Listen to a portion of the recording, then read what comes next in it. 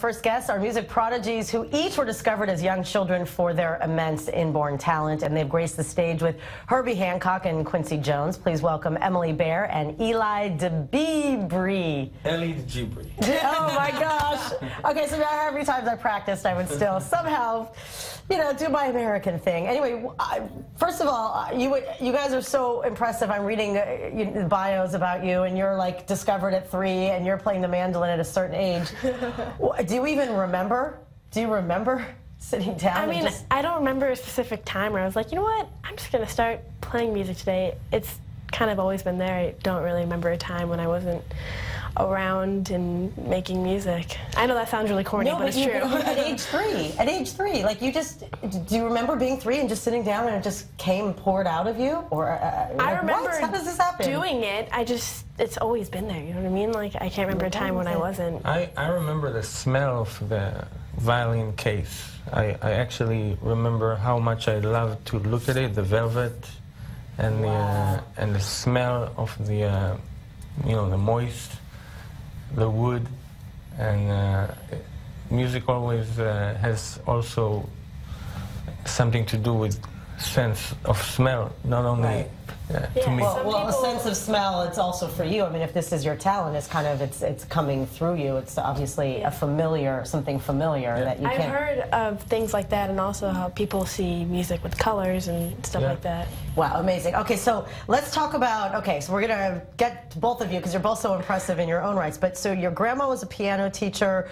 You made your debut at age 5. You graduated high school at 15, and then you're like performing at Carnegie Hall. Like, you know the saying, practice, practice, practice. How do you get there? And like, you got there just like that? Like, how did people react to your talent and skills? It definitely took a lot of work, but I've been really fortunate with a lot of opportunities throughout the years, and it's just, I don't know, just being at the right place and putting in the amount of work that you need to do, and just, I mean, I love what I do, so it hasn't work when you love what you do. Exactly. Right? Also, getting recognized by Quincy Jones, there's a quote from him where it said, hold on, I wrote this down. Where did I write this? Anyway, it was something like, you are the nicest, sweetest person he's ever met. Like, were you intimidated to work with such a legend? I mean, when I first met him, I was pretty young, so I mean, I had an idea who he was, but I didn't really know exactly.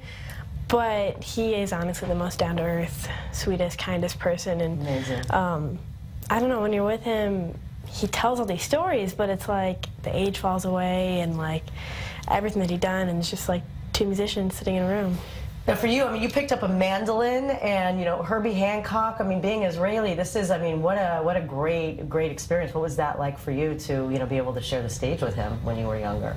It was huge. I was 19 at the time. I just moved to the States, and I was a part of the Thelonious Monk Institute, which is, they basically choose 6 musicians from all over the world to study together with all the jazz legends.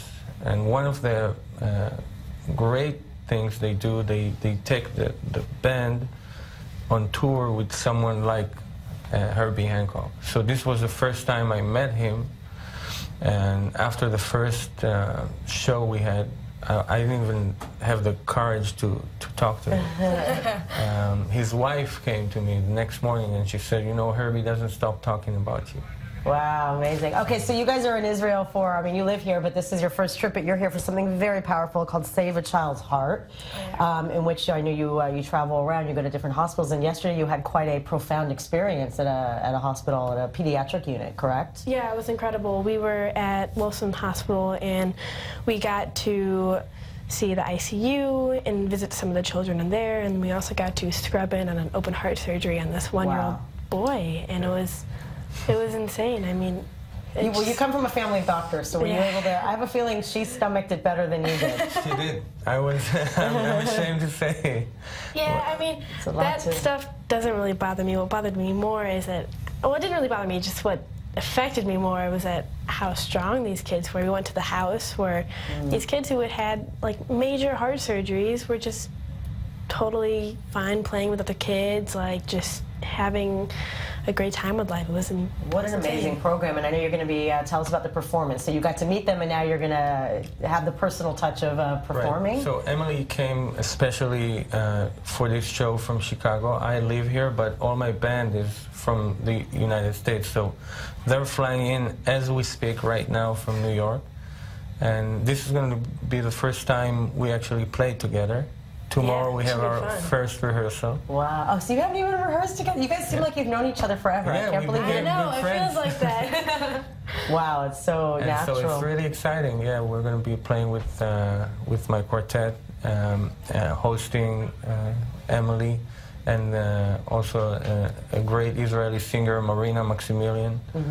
And we're going to have a lot of fun. So what do you think? So I know this is, you're busy on this trip, but I think you need to come back. I think you need to do Birthright 100%. Or something. I'm doing Birthright, hands down. You have to! Oh yeah, for sure. But I don't know, this trip is definitely so memorable. My first trip to Israel plus this charity, Save a Child's Heart, it's just an amazing experience. Wow, well thank you both so much for coming in, and it's really nice to meet you, and proud of you.